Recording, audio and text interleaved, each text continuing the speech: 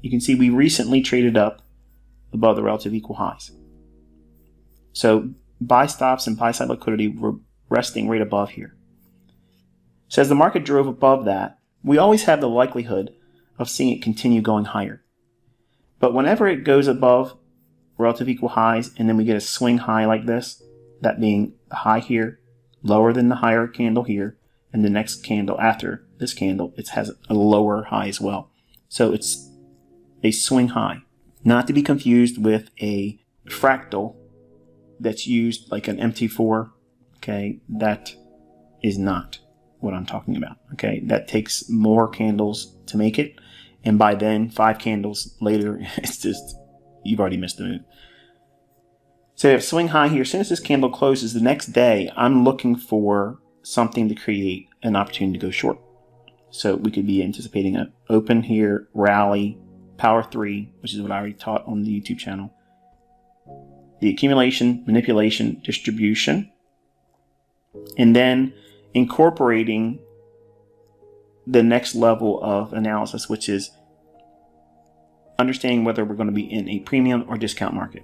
Now, obviously, we're in a premium market. We're above old highs here. We really stretched out on the upside. From this high, if we start to go lower, this down close candle is your bullish order block. Okay.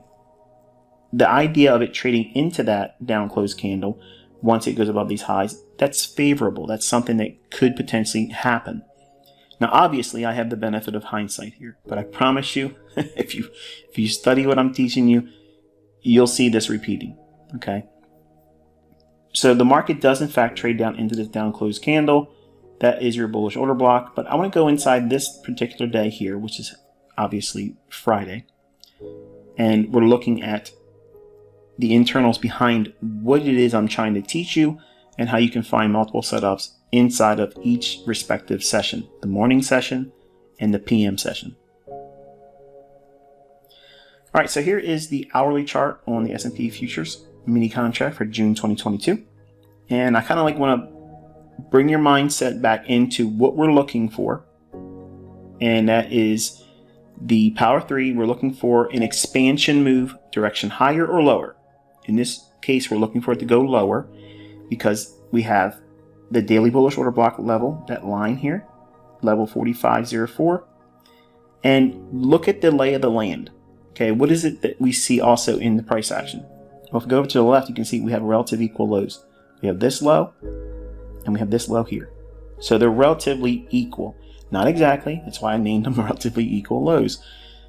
The idea of liquidity resting below here by itself without the order block is likely, but it's further likely if we have a discount array, which is that bullish order block on the daily chart. So we have multiple factors here leading to the likelihood of this area being probed for the purpose of pairing liquidity, the sell stops basically being raided. Initially in the morning, we were seeing the market trade higher, higher, higher, higher, and then we broke lower, attacking the sell side liquidity here, and then aggressively running into the daily bullish order block.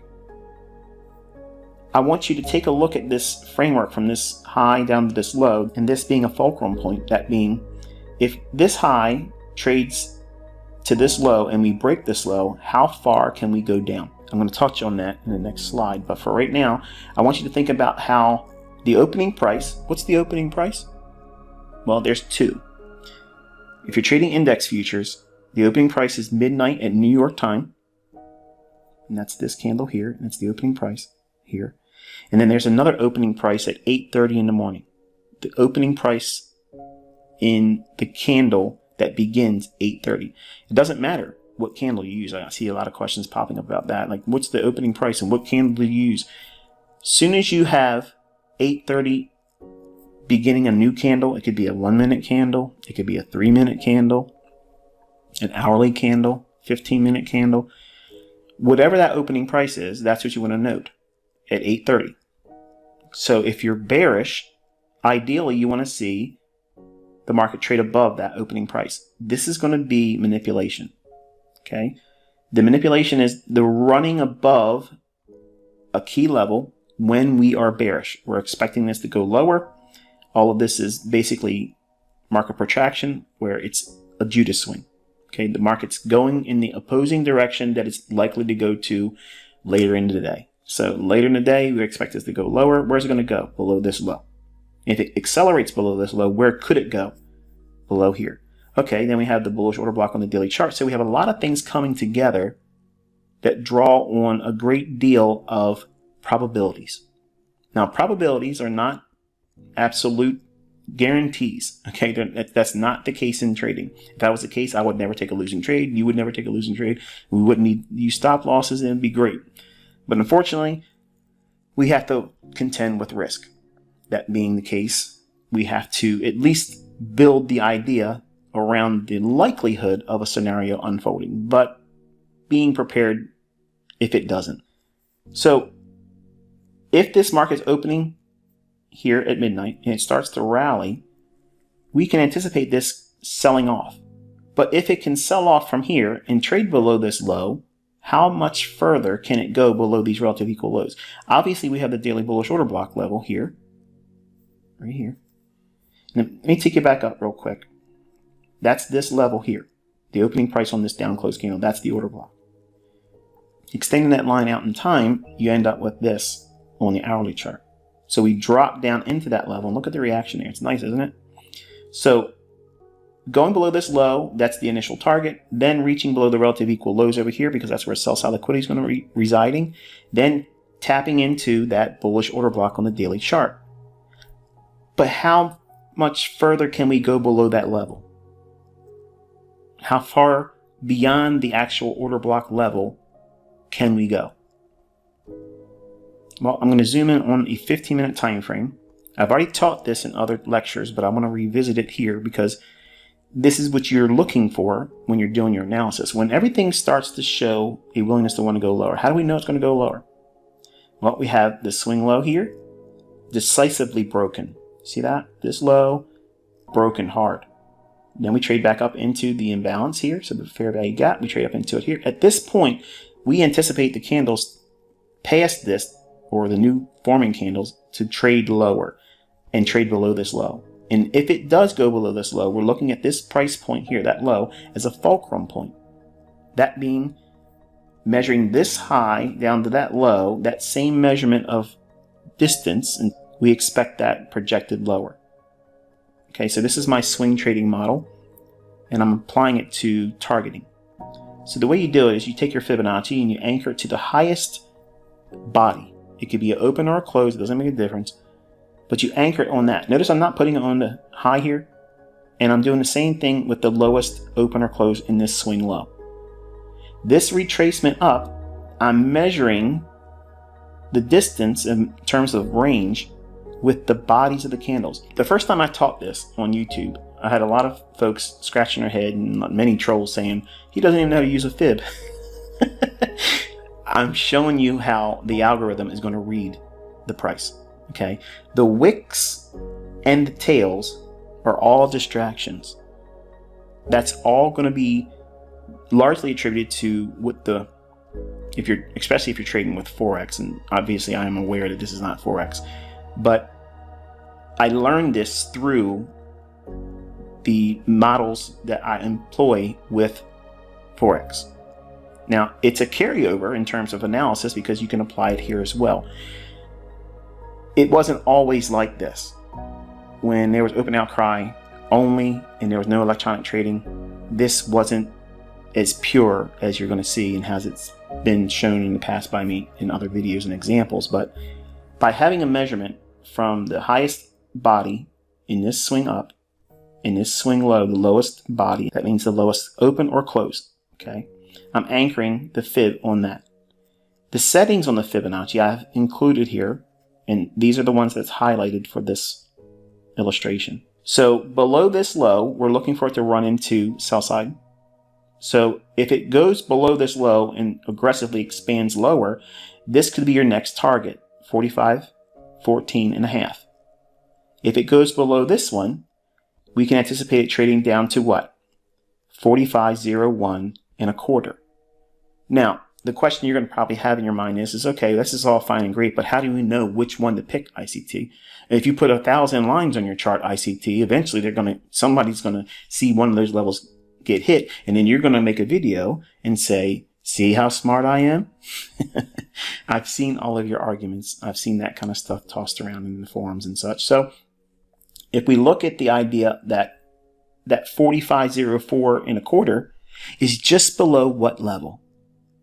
That daily bullish order block at 45.04. Well, at 45.04, and we're getting a measurement down here, that means we could see it trade down to that level here. Now, if you look up here at this level right there, that low is exactly the candle's low right there. Don't take my word for it. Go over to TradingView, pull up the June contract for 2022, E-mini S&P. That is your daily low.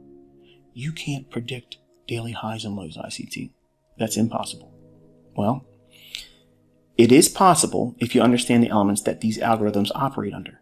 And my question to you is, can you get any better than that? Is there any other measurement in terms of precision that gets you any closer to 45.01 and a quarter? Not when the low is 45.01 and a quarter. Look at the reaction there. Now, the order block level is just right here, but it stabs down into what the algorithm is going to measure. So there's the order block. It wants to go down to it anyway. There's relative equal lows. It knows there's liquidity down there. And you have the measurement. So the precision element is only going to be beneficial if you have all the other narrative incorporated with your analysis. That being the market's likely to go lower because we ran out those relative equal highs on the daily chart. We created this swing high. We broke lower aggressively. We're likely to trade into that daily bullish order block. Then we have this retracement here. It completely closes in all the imbalance that's between this low and this high of that candle. It rebalanced all that, and then we roll over. Here's that gap I mentioned. Trades up into that. We anticipate what? The candles after this candle closes. We want to see acceleration to the downside. We get it. The market starts working lower, lower, and finally, right on a dime, that candle is that low, and that's your swing projection I teach in this YouTube channel. You will not get that measurement if you use this swing high and that swing low. That's why everybody that uses Fibonacci struggles. Oh, Fibonacci's a joke. It's not a joke if you are doing the measurements correctly. Now, these are just targets, but they are more meaningful when you apply and layer other things in analysis, like the purpose of running to liquidity below those relative equal lows into a discount array, which is the bullish daily order block. When you bring that together, you get these types of results, which is perfection. There's nothing better than this, folks. You cannot improve upon perfect. All right, so taking this a little bit further, now we're into a 15-minute time frame. The opening price, again, is this candle here, which is midnight, New York time. The opening price, that candle, you extend that out in time. If you're bearish and you are looking at your daily chart, because the majority of your analysis should be framed on your daily chart, where is it likely to go? Where's the expansion likely to take price, higher or lower? That's the main thing you're trying to look for, because that's going to carve out your bias. So if you know that the likelihood of price wanting to draw down to this daily bullish order block, and we have that level of 45.01 and a quarter, which is that candle's low, we don't need to have that yet. But we know that this is going to be a draw on liquidity because it's also below those relative equal lows that I mentioned when we were looking at the higher time frame chart.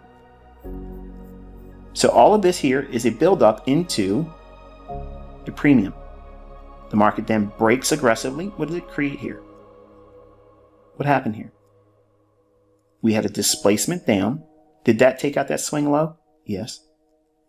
Does it trade up into that imbalance right here? Yes. Does it trade above the opening price? Yes.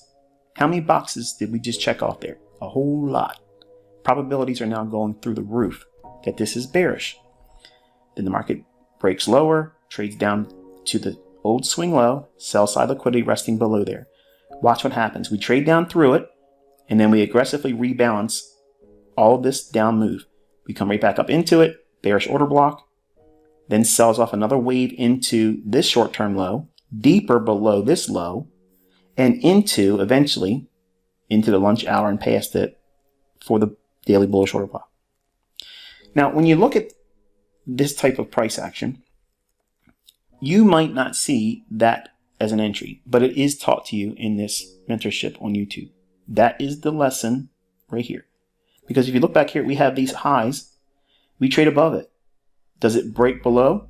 It does. Does it get them in balance? Yes. Does it trade up in here on the 9:30 opening? Yes. And then does it run where we want it to? Liquidity and discount array in the form of a bullish order block? Yes.